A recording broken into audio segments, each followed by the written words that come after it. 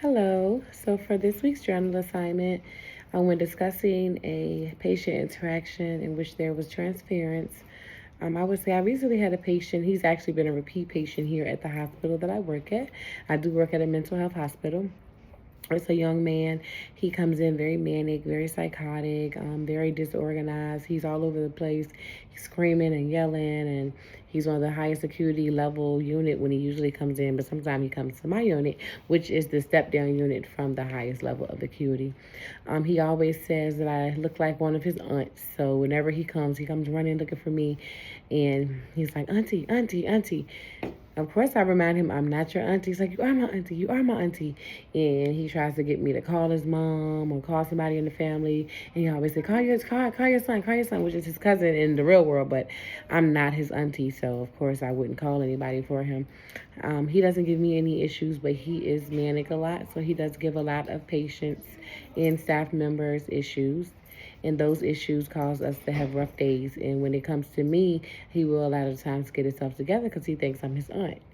And but this particular patient that I've encountered, I don't have issues with working with him because I do set standards and I do set limits and continuously remind him that I'm not his auntie, regardless of how much me and her looks alike. And I continue to provide care for him because, like I said, it doesn't cause the issue with my work.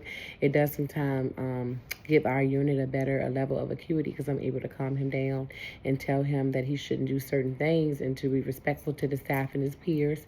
And he does listen, although I don't work on those units where he doesn't. And then once he gets on his medications, most of the time he's okay and he's discharged out. When it comes to counter transference, I did have a particular patient when I work with adolescents. It was a young lady who had been sex trafficked, and she had a lot of trauma. She had been sexually abused by one of her family members and a lot of other people in her family. It was like her uncle, her grandpa, a lot of people. It was so sad. But she also was being sex trafficked because she ran away from home. We were taking good care of her, and this particular young lady reminded me of a cousin of mine. She opened up to me and told me a lot about her trauma. And the reason why I think I was reminded so much of my family member is because when we were little kids, she was kidnapped and had also been sexually abused. And I was kind of always one of her go to people to talk to and to console her. We were really close cousins, and I was actually there when she got kidnapped. So to hear those young ladies' stories, and she looked like her to me, like she was her complexion, she was her size. She reminded me so much of her when we were kids, and I've seen her and her a lot. In my case, I felt like I did okay with the patient because even though I personally was reminded of my cousin, I never let her know that. And I never showed her like any special treatment, but I did honestly take a liking to her. So some of the kids may have felt like I talked to her more, but it wasn't because I cared more about her than them, but it was because I seen that she had a lot more trauma than a lot of the kids, and she needed a lot more I feeling like somebody cared and someone was listening, because that sounded like a big issue. She felt like she wasn't listened to a lot. Even though my cousin didn't go through that, she did go through the trauma. So she reminded me of her, and I kind of seen her pain in her.